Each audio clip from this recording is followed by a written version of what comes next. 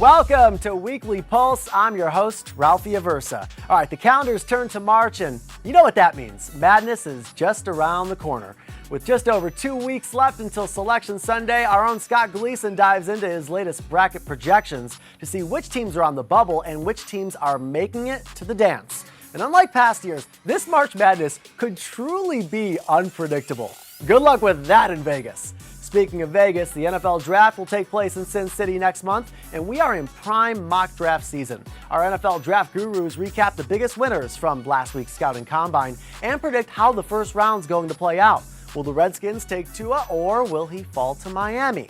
The Dolphins draft isn't the only exciting thing happening in South Florida this spring. Just ask soccer star David Beckham. The co-owner of MLS's newest franchise, Inter Miami CF, sat down with Lorenzo Reyes to discuss his transition from world-class player to owning an American soccer club. And finally, we're talking to New York Jets linebacker Brandon Copeland about life off the field. He talks about his interest in the business world and his approach to finance. All right, it's Weekly Pulse. Let's roll. The calendar has officially turned to March, which means that Selection Sunday is just 2 weeks away. The NCAA tournament bubble teams are on the hot seat. First, let's take a look at two teams that are currently in the projected field. First is Texas. Now the Longhorns have won 4 in a row, including an impressive win over Texas Tech to catapult onto the right side of the bubble, after really not being in the projected field just about a week ago. It means Shaka Smart's group is going to have to do a lot more to go dancing. Next, let's take a look at UCLA. The Bruins went from being a Pac-12 afterthought to now being the conference leader in the Pac-12. So, you think February was a good month for UCLA? They got 7 consecutive victories. So that means Mick Cronin's group is in the projected field for now. But remember, they had a bad November, a bad December, and really not that great of a January, so they have to make up for that because the committee looks at everything. Now let's examine two teams that are currently out of the field on the outside looking in. First is Rhode Island. The Rams were in the field before losing to St. Louis over the weekend. They've now lost 2 of their last 3 and are one of the first teams out when you're looking at teams that are on the outside looking in. That means that the Atlantic 10 could have just one team getting into the dance with Dayton. Another team on the outside looking in is Tennessee. The Volunteers have a very interesting resume, but just have 16 wins. Here's the thing. Tennessee has a nice schedule that could boost them. Playing against Kentucky and Auburn, these are 2 quadrant 1 victory opportunities. Win those, and you could really see their profile take a big hit up and be in the mix to be on the right side of the bubble. A top 20 non-conference strength of schedule is eye candy to the committee, but a net score in the high 60s certainly is not. The XFL season is rapidly approaching its midway point. We just had week 4, and I think we can start to make some definitive statements. And to me, this weekend was all about the DC Defenders and the statement that they are the most inconsistent team right now in this league. They started the year 2-0, looked completely dominant doing it, both of those victories coming at home. They've now slipped to 2-2 with absolutely embarrassing losses under coach Pep Hamilton and quarterback Cardale Jones. In the last 2 first halves, this team has been outscored by a margin of 43-3. Overall, that margin goes to 64-9. Let's keep in mind that the 2 teams that they've lost to entered their weekends not having won a game all season long. Next, I think we have to talk about attendance. It's one of the continued problems for the league. It's just been steadily and consistently dropping. The one market where this has not been the case has been Dallas, but there are some serious drops in other markets. In New York, which really should be a strong market for the XFL, there was a drop of 31.2% of fans from their week 1 game to their week 4 game. And then in Tampa, which has struggled, frankly, they started the year 0-3. They got their first win against the Defenders. They had a drop of 32.4%, which is the biggest the XFL has seen from one home game to the next. And if this trend continues, I think we might start to see some other issues where we have to look at what's happening with the television ratings, because if these problems continue, the league might not be successful for the long term.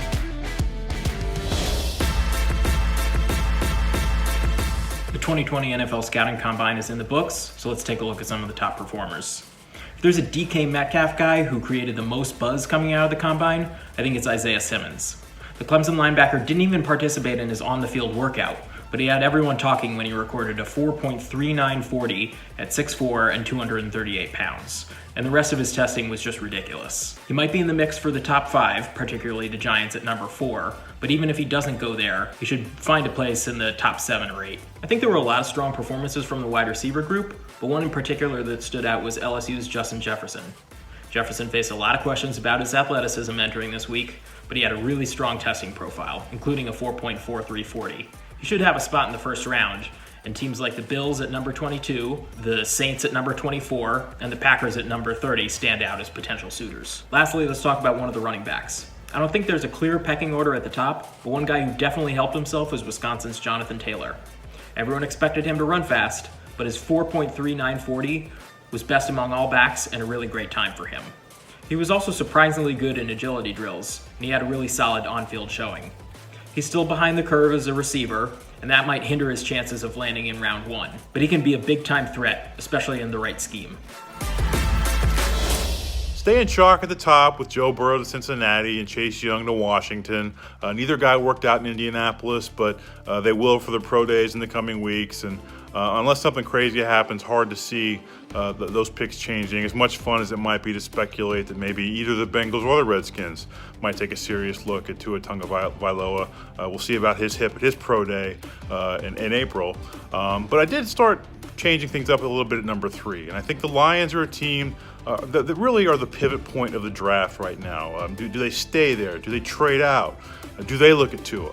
The conventional wisdom to this point has been maybe Ohio State cornerback Jeff Okudah to them. But I gave them Auburn's Derek Brown, kind of a similar guy to Ndamukong Suh, who obviously made his bones in Motown. But doing that, Okudah kind of slips down. I kept him in the top 10. You're going to have to click to see where he landed in my latest mock draft. But I like Derek Brown.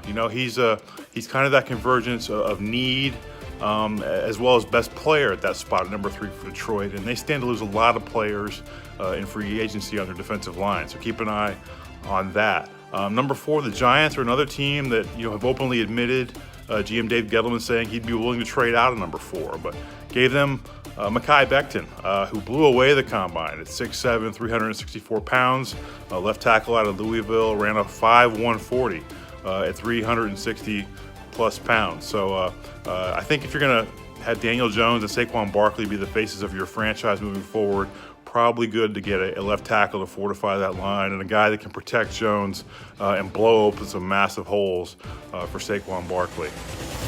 LeBron James called him a special player and said he presents problems for the opponent when he's on the court. And James is talking about Boston Celtics sensation Jason Tatum, who is having a career year, made the All-Star team for the first time this season, and is blossoming into one of the league's next superstars right before our eyes.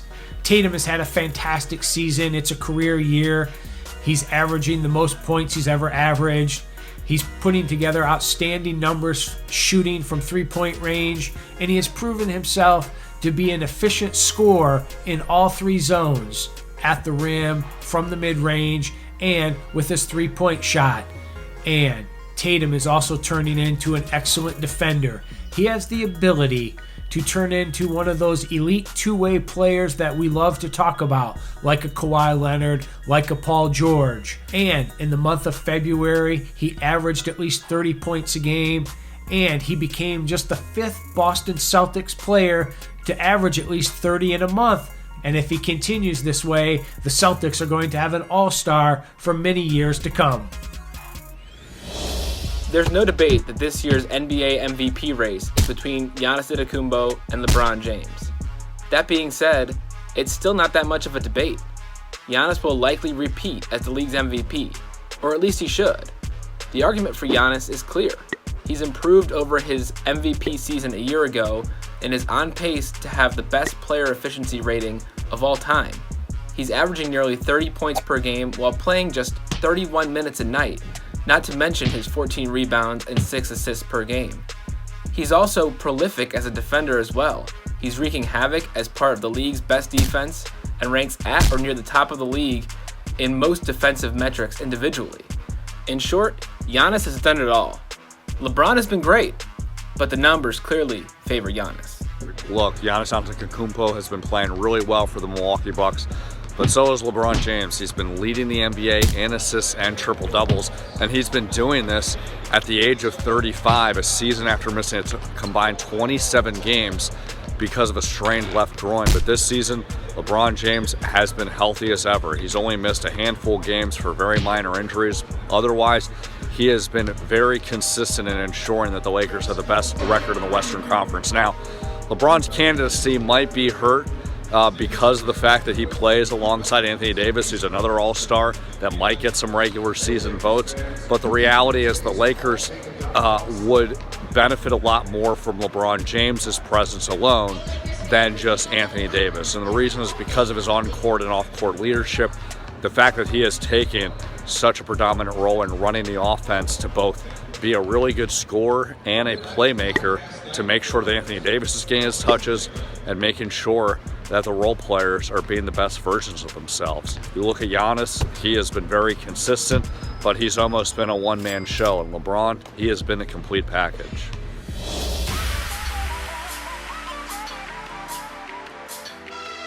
You're here. Yes. It's about to happen. You must be excited, thrilled. Yeah, excited, and it's been an emotional roller coaster over the last 7 years. You know, the drama really started 7 years ago, to be honest, when I announced it 2 days after I retired from playing with Paris. You know, I flew to Miami, we announced that we were bringing the franchise. I thought I would be up and running in 2 years after that, and that's when all the drama started. But it's been a long journey, but a journey where I look back on, and I never doubted. You know, I never doubted that I picked the right city. There was doubts that it was going to happen because of the frustrations that we've had. But I always knew Miami was the place. I always knew that this is where we should bring the team, and you know, I'm very proud and very honoured, and also very emotional about bringing this team into this league. David, I remember from your playing days, kind of almost like a quiet intensity from when you played, and I imagine now as a co-owner, you maybe have to channel that in different ways. How have you taken your playing days and used that as a help to transition to this new role? Yeah, you know, I've tried to bring as much experience to when I played into being an owner, you know, and I was lucky that I played for some great managers, obviously with some great players and for some great clubs. So I've tried to bring my experience of that into my experience of being an owner. You know, nothing compares to being a player, right. And I can't guarantee that I will channel my emotions in any different way than I did when I was a player. So that's what I've tried to bring into the experience of being an owner. But you know, this is my first rodeo as an owner, so I'm enjoying the experience. Will you have tactical input? Nope, that's our manager's job. You know, Diego has done an incredible job. You know, Paul McDonough has done an incredible job. You know, creating the roster. Of course, we are over every part of discussion that goes on about players and about what goes on within the training facility and within our stadium. But that's the manager's job. It's right. Why we brought a manager in that has the experience and the tenacity that Diego has. But we don't get involved in who's going to play right back or who's going to play midfield. That's the manager's job. But is that going to take some restraint on your part? No, I think that's one thing that I really do understand. You know, I don't think it's the correct thing to do. You know, like we named our captain, and we're very proud to have an experienced captain on the field in this league. You know, but that was the manager's decision. You know, that's not our decision to make. You know, and that restraint, of course, I'm going to be looking if we're losing and be like, okay, put this player on, put that player on. Right. But I'm not going to physically say that. Have any of the team's players, have any of Miami's players gone to you and, I don't know, I mean, you obviously had a very successful career, just for advice, anything like that? You know what? That's one thing that I learned from Sir Alex Ferguson is, his door was always open for advice, and it's exactly the same with us. You know, with us as myself, obviously as an ex player. You know, if the players want to talk to me about my career, their careers, what they want, what they can do different, then of course I might be an owner, but I'm also an ex player. So I will talk to whatever player wants to talk to me about. Some famous names like Antoine Walker, Allen Iverson, Mike Tyson, Warren Sapp, Vin Baker all lost probably north of $100 million in their career. If they didn't invest at all, and just put it in the bank and earned a 1.5% interest, they'd be sitting pretty right now. Right. So what would you say to professional athletes about investing, especially, if they're not as savvy as they want to be? Yeah, I think that is a great point that you bring up. Like, you could just take your money, save it, and it's a perfectly fine strategy, right? I think everyone has to understand their why and create a better value system or understanding of what their long-term goal is, right? So if I have a $100 million salary, which most of us don't, right? But if I have a $100 million salary and I'm not looking to do anything beyond that, then it's okay for me to save it, right? But some people, your why is to change your generations and generations and generations to come, right? So for anyone though, what you're able to do is to literally figure out your long-term goals and long-term vision for yourself. And that's another reason why partnering with Capital One, we looked at how stress affects people's financial decisions today, right? And when you think about having your long-term perspective in check, you won't allow that stress to negatively affect your financial decisions and throw you so far off path that you can never reach that long-term goal. You talk about the long-term goals of investing for the long term, but you didn't start off that way. You started off flipping properties and day trading and that sort of thing. Is that just part of the maturation process that now you're able to look at the big picture? I was, like you said, caught up in the day trading. I still flip houses and stuff like that. I have rental properties and everything. But I was caught up in the day trading, and I realized that it wasn't actually helping me focus on my primary job, because while I was in the middle of meetings and we're talking about the Seattle Seahawks, I'm wondering whether, this stock is going up or down that I bought right before the meeting, right? It didn't allow me to sleep comfortably at night. And again, understanding ultimately what I'm actually chasing, what my North Star is, has helped me better change up and diversify my portfolio so that I can sleep comfortably at night. I understand that you spend 10% of your salary.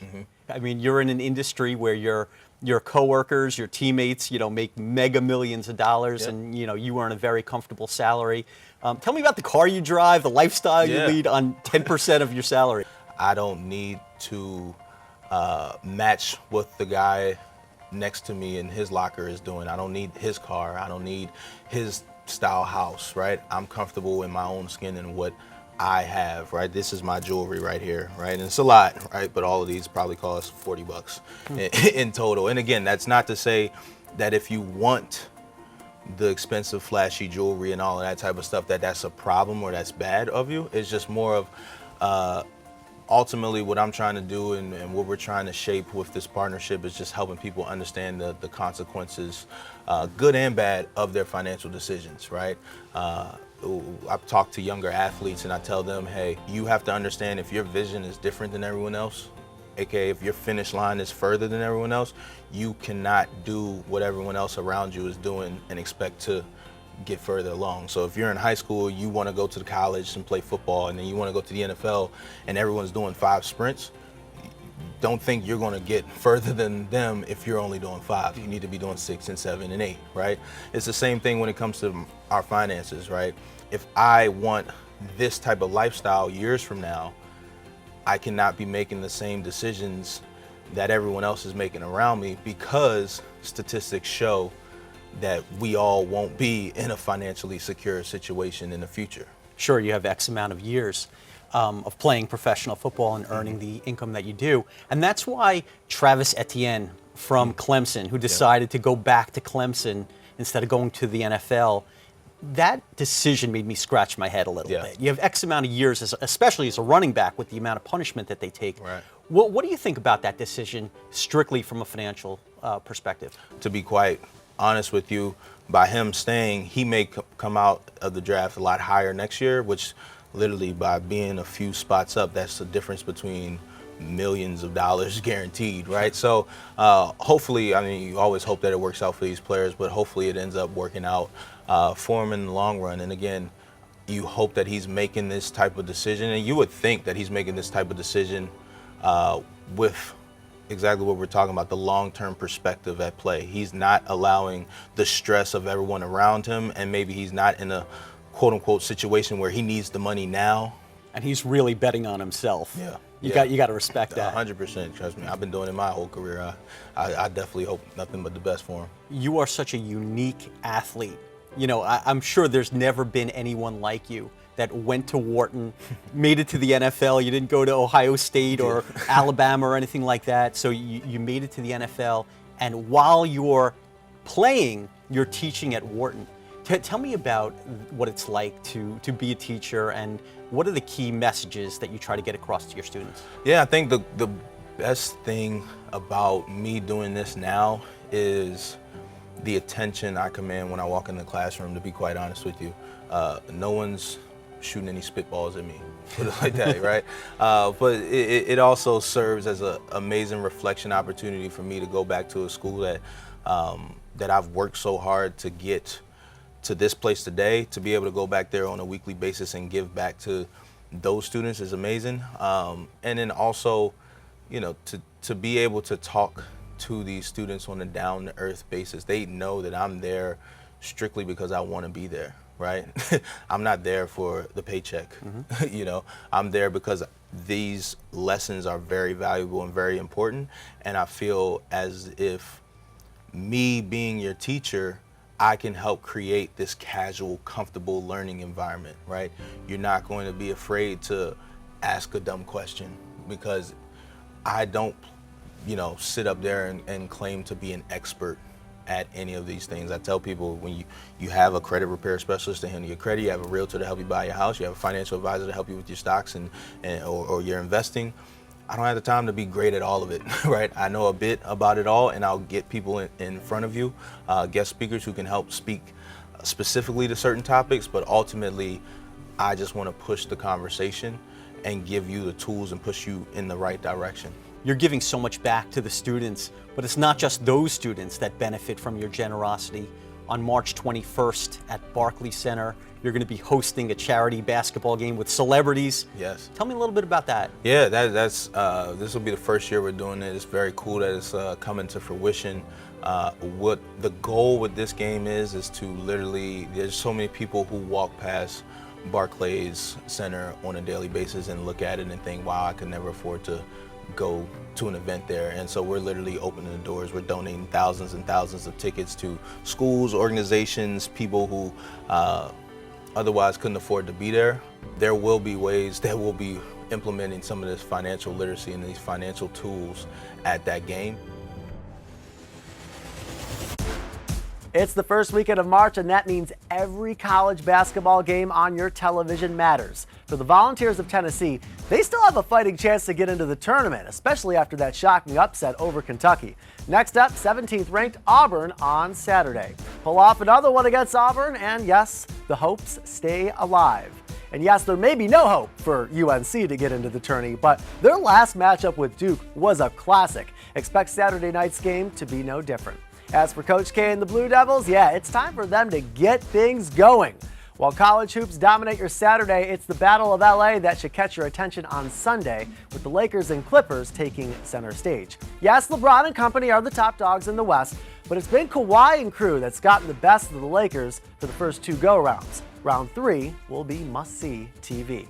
Stick with Weekly Pulse, your heartbeat to what's trending in sports. Hey sports fans, if you want to see more videos like this, check out some of our other ones right here. And if you like what you see, hit the subscribe button and stick around for more from USA Today Sports.